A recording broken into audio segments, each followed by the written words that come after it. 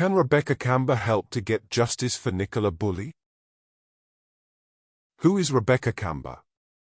Rebecca Camber is the first woman in nearly 30 years to head up industry group of the Crime Reporters Association in 2019. Rebecca is the second ever female chairman in its 74-year history.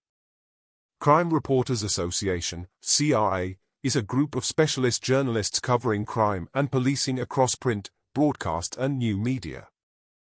The award-winning journalist joined the Daily Mail 17 years ago as a general news reporter and moved onto the crime desk in 2010. In 2020 she became crime and security editor, the first woman in the paper's history to hold that role. As the chairman of the Crime Reporters Association, Rebecca Camber has succeeded in bringing out the anonymity of some officers whom have committed serious crime. Rebecca has recently published an article regarding Nicola Bulley's case.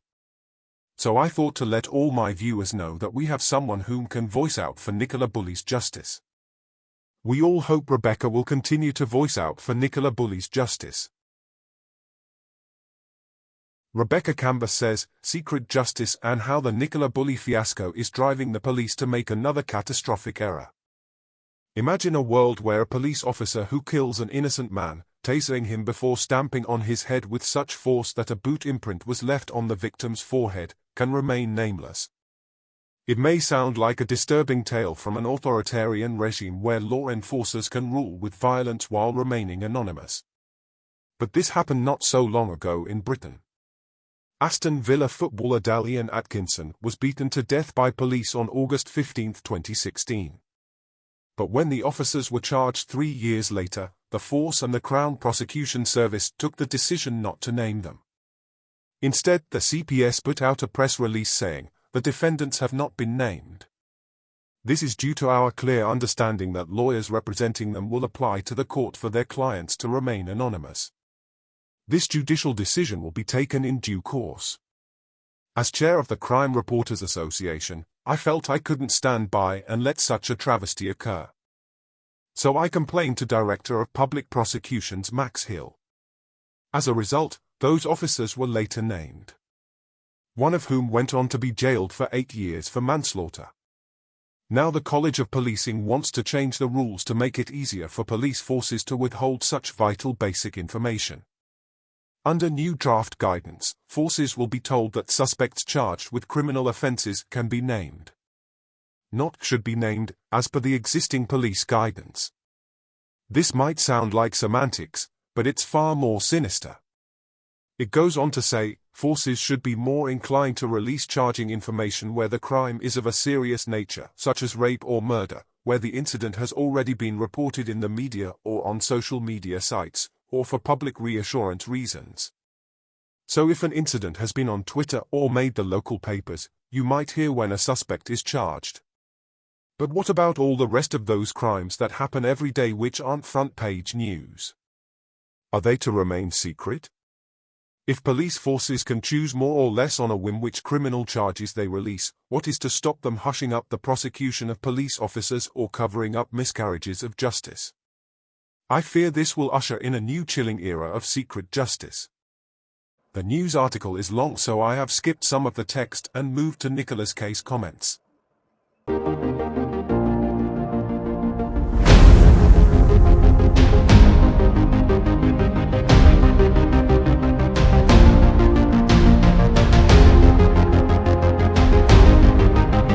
Scandal after scandal, the police don't seem to find fault with their officers, and instead they blame the media. As part of her review, Casey surveyed nearly 7,000 Met Police and officers asking why they think the reputation of the Metropolitan Police has worsened. A staggering 93% answered negative media coverage. Baroness Casey told reporters, basically the Met blame the media. Who do they essentially blame for their reputation nosediving? They blame you. She is absolutely right. Press freedom is an essential pillar to any democracy. As the eyes and ears of the public, journalists must be able to report upon matters of public interest without fear of arrest or other forms of interference. But more and more, it seems to be the case that police don't want to engage with the media. That issue was brought to bear during the Nicola Bulley investigation. After weeks of fevered speculation, Lancashire police disclosed deeply personal information about the missing mother, prompting outrage. All this could have been avoided if officers had been honest with reporters from the outset about what they were facing.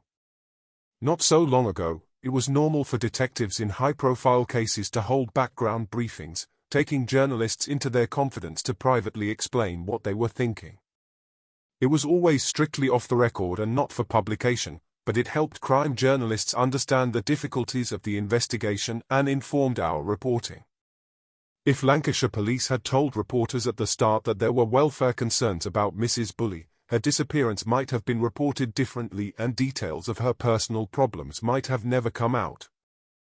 Instead, the Information Commissioner's office is now probing why a missing mother's private troubles were laid bare to the world in a press conference. Which brings me to a crucial point. An investigation that should have been a wake-up call for forces and a catalyst for improving relations between police and the press is instead being used as an excuse to keep even more information out of the public domain. It appears that this ill-thought-out guidance from the College of Policing is a knee-jerk reaction arising from that pressure from the ICO. Privately, many forces now fear that they could be fined under data protection laws by handing out legitimate information to the media about investigations. Common sense must prevail. Police need to understand that if public confidence is to improve, a successful working relationship with the media is vital. Journalists fulfill a key role in keeping the public informed about officers' work and holding them to account. Reporting not only helps solve crimes, but it also helps bring offenders to justice and keep communities safe. It is through strong relationships between journalists and police sources that corruption and wrongdoing is exposed. Officers have weighty responsibilities. The appalling crimes of Scotland Yard officers Wayne Couzens and rapist David Carrick show just what happens when criminals in uniform are allowed to go unchallenged. It is vital that police open themselves up to public scrutiny and forces commit to being transparent and accountable about how they deal with suspects.